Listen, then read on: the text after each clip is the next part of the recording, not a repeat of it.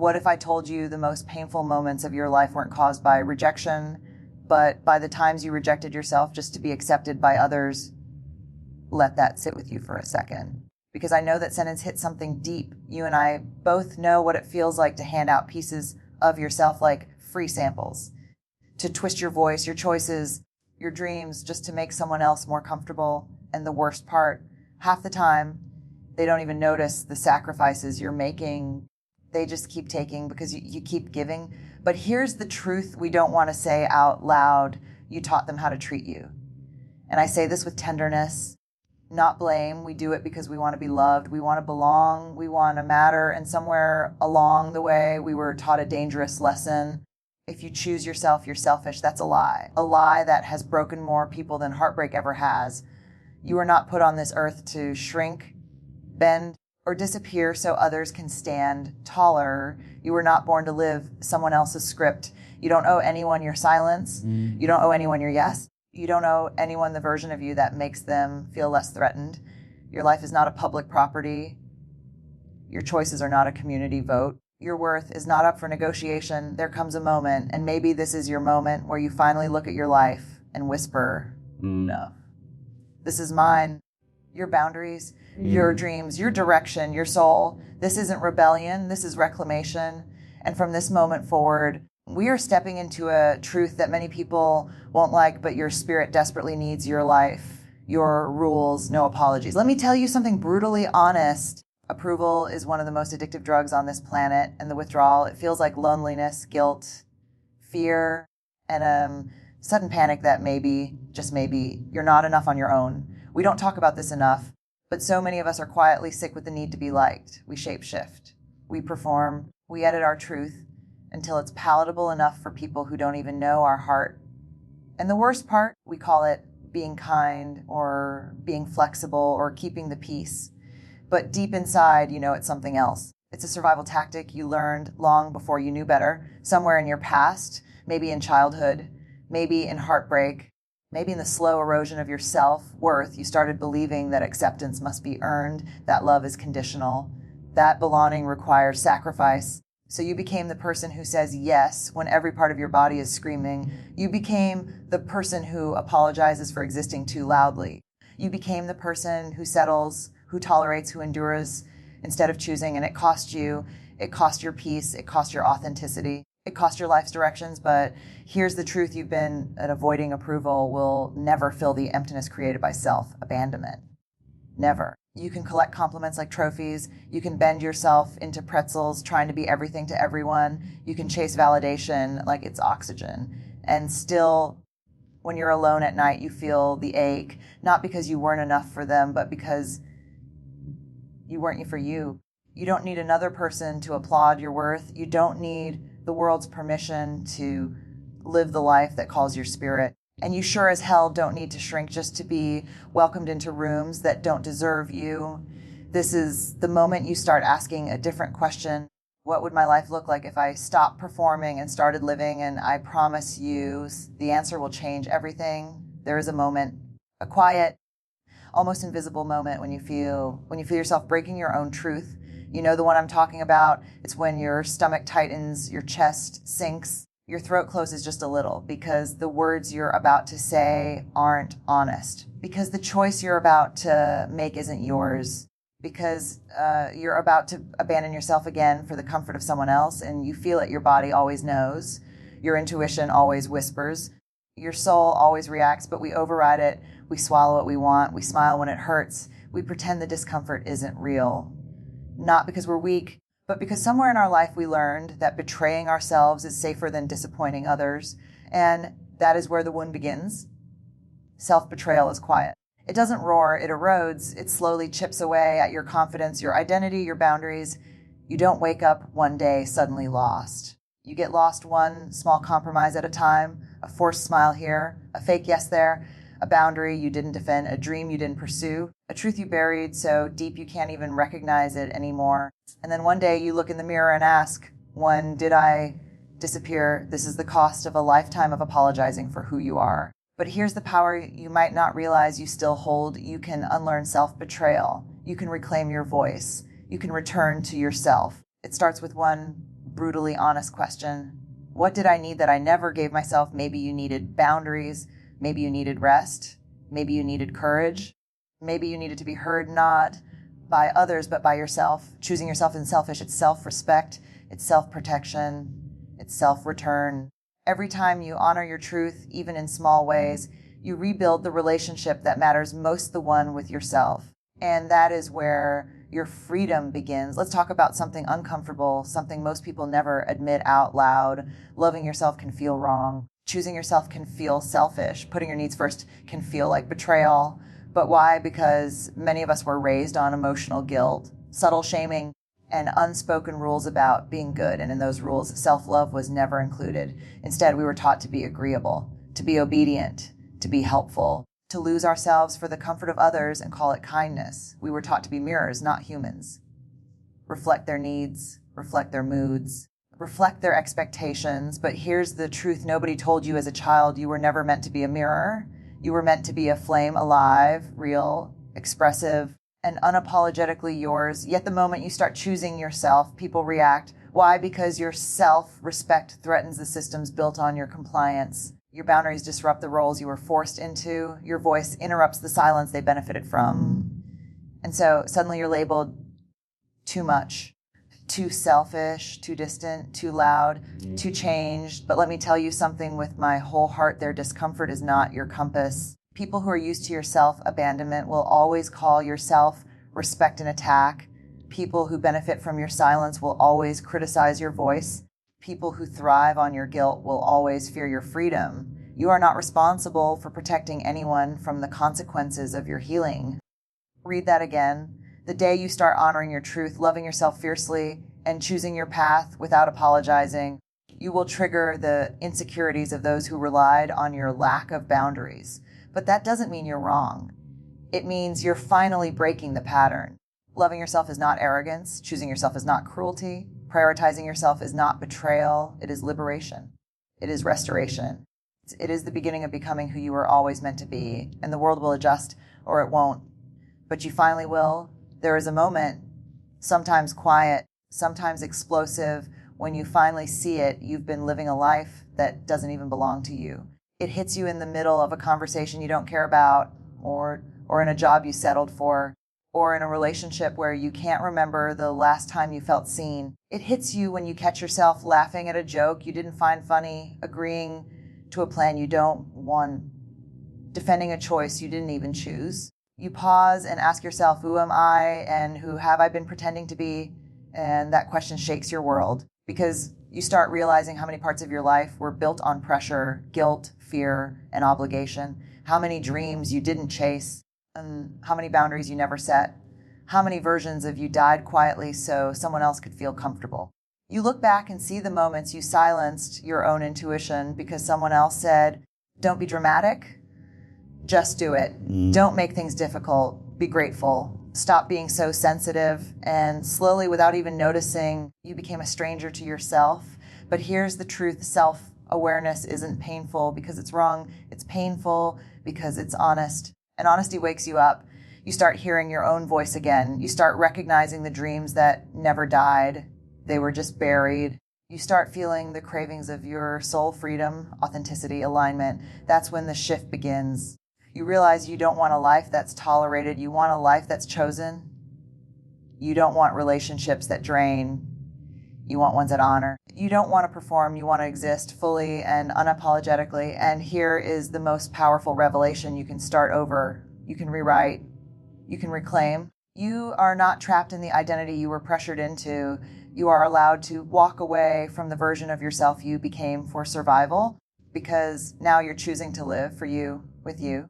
Let's talk about the fear that keeps you small, the fear that chains your voice, the fear that convinces you to shrink even when your soul is begging you to rise. The fear of disappointing people. This fear is powerful because it's rooted in something ancient within us, the instinct to belong. Humans are wired for connection. We crave acceptance, closeness, approval, and somewhere deep inside there's a voice that whispers, if I disappoint them, they might leave. If I say no, they might withdraw. If I choose myself, I might end up alone. This fear doesn't come from weakness. It comes from wounds. Maybe you grew up in a home where love was conditional, where affection was given based on compliance, not authenticity, where being yourself felt dangerous and keeping the peace felt like survival. Maybe you were taught that being good meant being quiet, that being loved meant being agreeable, that being respected meant having no boundaries. So now, as an adult, you still carry the same message. Don't disappoint anyone. But here's the thing, no one told you you will disappoint people no matter what. Disappointment is unavoidable, but abandoning yourself is optional. Read that again. Every time you silence your truth to avoid disappointing someone, you disappoint yourself. Every time you say yes when your soul is screaming no, you fracture your self-trust. Every time you hide your needs to protect someone else's comfort, you teach yourself that your needs don't matter, and that is a wound that never stops bleeding. But there is a turning point, a powerful, life-altering moment when you finally realize you can survive someone else's disappointment, but you cannot survive your own self-abandonment. Choosing yourself will feel uncomfortable at first. Your voice will shake. Your hands might tremble. Your guilt will try to pull you back into old patterns, but discomfort is not a sign you're doing something wrong. It's a sign you're doing something new. And the first step toward freedom is this: let people feel however they feel. You are not responsible for managing their emotions. You are responsible for honoring your truth. Let's talk about boundaries, the word that makes people uncomfortable, defensive, offended, or suddenly silent, because boundaries expose the truth where you end and where someone else begins. Most people misunderstand boundaries. They think they're walls, punishments, rejections, a sign of coldness or selfishness. But boundaries are none of that. Boundaries are love. Boundaries are protection. Boundaries are clarity. Boundaries are self-respect in action. A boundary is simply this: this is what I allow, this is what I don't, this is what I need, this is what I will not tolerate. But here's why boundaries feel so terrifying, because the first time you set a real boundary, you discover who loved your compliance, not you, who valued your silence and not your truth, who relied on your exhaustion, not your well-being. When you finally say, I can't do that, or that doesn't work for me, or I'm not available for this anymore, you quickly learn which relationships were built on mutual respect and which ones were built on your self-sacrifice. And that clarity hurts. God, it hurts. But it also saves you. Because every time you enforce a boundary, you reinforce your worth. Every time you say no to something that breaks you, you say yes to something that builds you. Every time you protect your peace, you strengthen your identity. You stop leaking energy, you stop resenting people, you stop living in survival mode, you stop apologizing for existing, and you start living fully, intentionally, consciously. Here's the truth that will change your life forever. People who love you will adjust. People who don't will leave. Your boundaries are not meant to keep the right people out. They're meant to keep you intact, respected, whole. You are allowed to protect your time, your emotions, your mental health, your space, your soul, because your life is no longer up for negotiation. Not anymore. There comes a moment in your healing when you realize something powerful and terrifying. You're allowed to walk away from people, from expectations, from obligations, from identities that suffocate your soul, from stories that were never yours to carry. But the hardest part isn't leaving. It's leaving without guilt, because guilt has been wired into you like a reflex. It whispers, you're being ungrateful, you're being unfair, you're making things difficult, you're abandoning people who need you. But here's the truth you've avoided for years. Sometimes the people who say they need, you only need the version of you that keeps them comfortable. They need the you who never says no, the you who lowers your standards, the you who tolerates disrespect, the you who overextends, overexplains, and overgives. But that version of you is built on survival, not self-love. And survival mode is not a life. The moment you recognize your worth, the moment your spirit remembers its power, you'll begin shedding everything that no longer aligns with the person you're becoming. And yes, people will react. Some will get angry. Some will play the victim. Some will guilt trip you. Some will say, you changed, let them talk. Because what they're really saying is, you changed in a way that no longer benefits me. Your job is not to stay small so others feel big.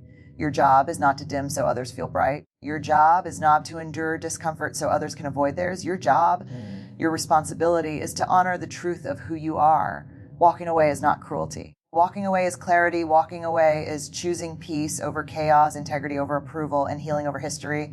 And here's the most freeing truth of all. You don't need permission to leave what hurts you. You don't owe an explanation for protecting yourself. You don't have to apologize for saving your own life. Walking away is not the end of your story. It's the beginning of the chapter where you finally belong to yourself. There is a version of you, soft, brave, honest, unfiltered, that you buried a long time ago. You didn't bury them because you wanted to. You buried them because the world taught you that your real self was too much, too emotional, too intense, too honest, too ambitious, too loud, too sensitive. So you dimmed, you shrank, you molded, you compromised your edges so you could fit into places that didn't deserve you. And the saddest part is this: for years, you thought losing yourself was the only way to be loved, but that buried version of you, they never disappeared. They waited through your heartbreaks. They waited through your quiet nights. They waited through the years you tolerated less than you deserved. They waited through the days you felt invisible. They waited every time you looked in the mirror and felt the ache of knowing, this isn't who I truly am. And now they're knocking. They're whispering, let me out. Let me breathe. Let me live again. This is the part of your journey that feels both terrifying and electrifying, because becoming yourself again means undoing everything that once protected you. It means challenging patterns you built for survival. It means saying goodbye to roles you never wanted to play. It means risking being misunderstood, judged, or rejected. But listen closely. Being rejected for who you are is still better than being accepted for who you are not. Reclaiming yourself isn't a pretty process. It's messy, it's emotional, it's disorienting, it's lonely at times, but it is the truest liberation you will ever experience. You will start saying things you used to swallow. You will start wanting things you once believed were impossible for you. You will start choosing with clarity instead of guilt. You will start loving yourself in ways you once thought were forbidden, and slowly, beautifully, unmistakably, you become whole again. Not the version they taught you to be, not the version they needed you to be, the version you were always meant to be, the buried you, the brave you, the real you. And this time you don't hide, you rise. This is it, the moment you've been waiting for, the moment you stop negotiating your worth, the moment you stop apologizing for existing. Your life is yours, not theirs, not the neighbors, not the family, not the coworkers, not the exes, not the world. Yours, full stop. And here's the raw, unflinching truth. When you finally embrace this, everything changes. The fear that once held you captive, it shrinks. The guilt that followed you everywhere, it dissipates. The need for permission to be yourself, gone. No one gets to tell you how to feel, what to choose, or who to be. No one gets veto power over your dreams, your boundaries, your heart, your time, or your soul. And the day you realize this is the day your life transforms. Because here's the magic: living your life unapologetically doesn't just free you. It inspires others to do the same. Your courage becomes a lighthouse for the lost versions of themselves. Your authenticity becomes a magnet for the people who are meant to walk beside you. Your clarity becomes a shield against the toxicity you once tolerated. And yes, some will leave. Some will resist. Some will never understand. Let them. Their discomfort is not your problem. Your responsibility is to honor your life. Your responsibility is to protect your spirit. Your responsibility is to answer to the only person who truly matters to you. So stand tall, speak your truth, guard your boundaries, chase your passions. Forgive yourself for the years you dimmed your light, let go of the need for validation, celebrate your choices, honor your worth, and live every day as a radical act of self-respect. Because this is the life you were meant to live. Your life, your rules, no apologies. Say it aloud. Whisper it to yourself. Write it across the walls of your mind. Let it echo in your bones. And from this moment forward, live in the freedom, the power, and the unapologetic authenticity that is your birthright. You are no longer small. You are not afraid. You are not hiding. You are finally gloriously, unmistakably you.